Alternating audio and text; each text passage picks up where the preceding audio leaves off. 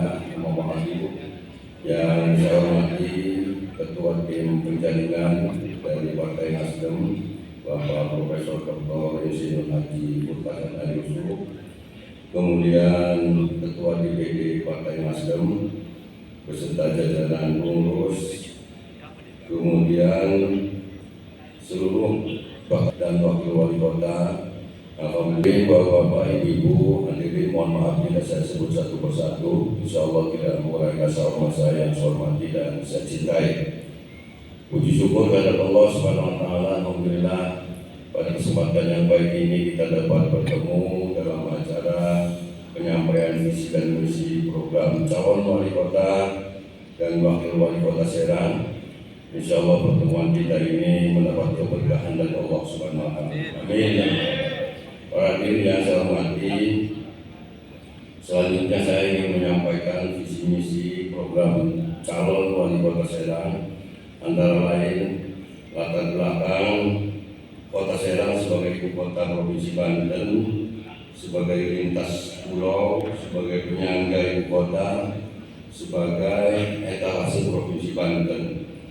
Kemudian perlu saya sampaikan bahwa saya juga pernah memimpin selama 5 tahun, kemudian di tahun 2019, 2020 sampai 2021 terkendala COVID-19.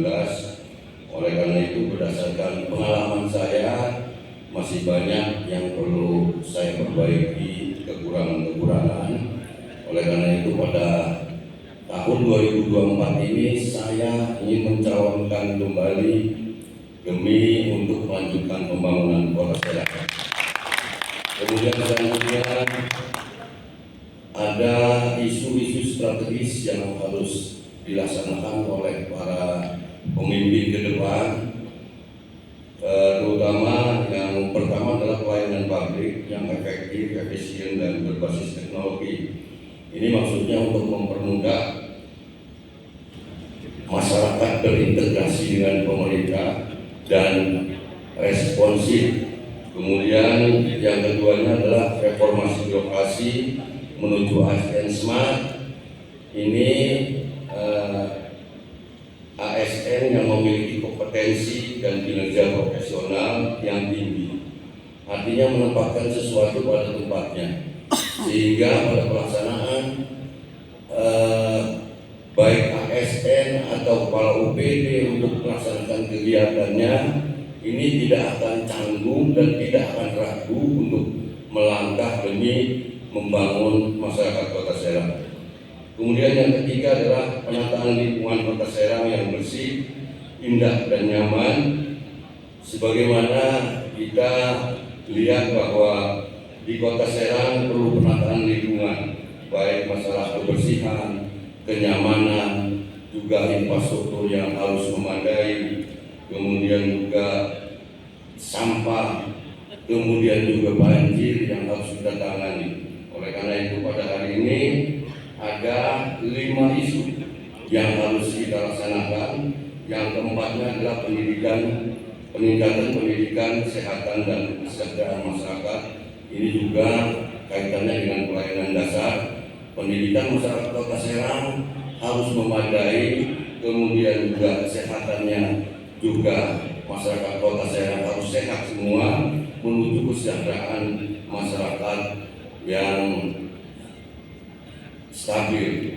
Kemudian yang kelima, masyarakat kota Serang yang agamis dan heterogen, punya karakter, memperkaya budaya, karena memang di kota Serang ini sangat heterogen sekali, banyak sekali suku bangsa atau suku-suku yang ada di kota Serang, ada Sunda, Jawa, kemudian yang lain-lain. Ini adalah salah satu aset untuk memperkaya budaya di kota Serang.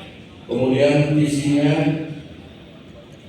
adalah bersinar, bersih, inovatif, agamis, dan sejahtera.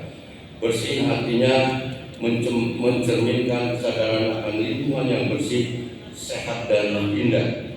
Kemudian inovatif menunjukkan tekad untuk terus mendorong kreativitas pada masyarakat dan aparatur pemerintah serta perkembangan teknologi dan layanan yang berbasis digital.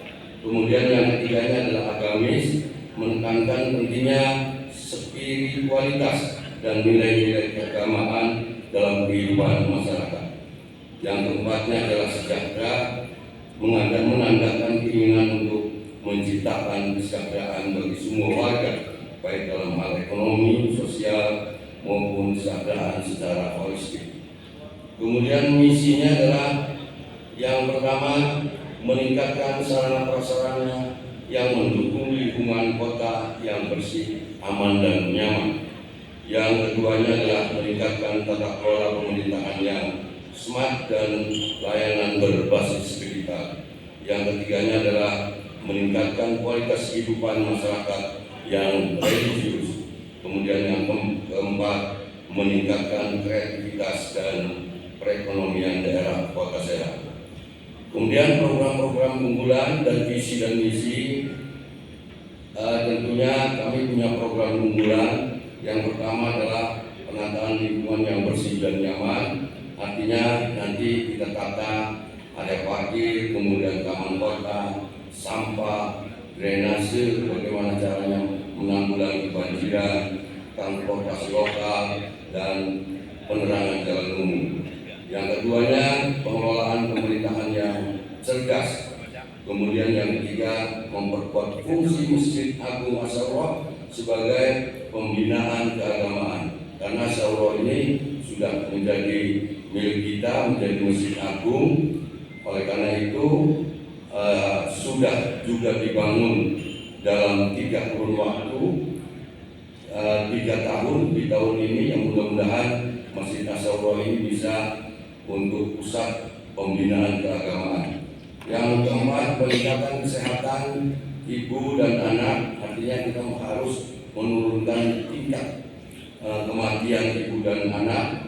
Kemudian wajib belajar pendidikan dasar dan bagi kelompok usia belajar.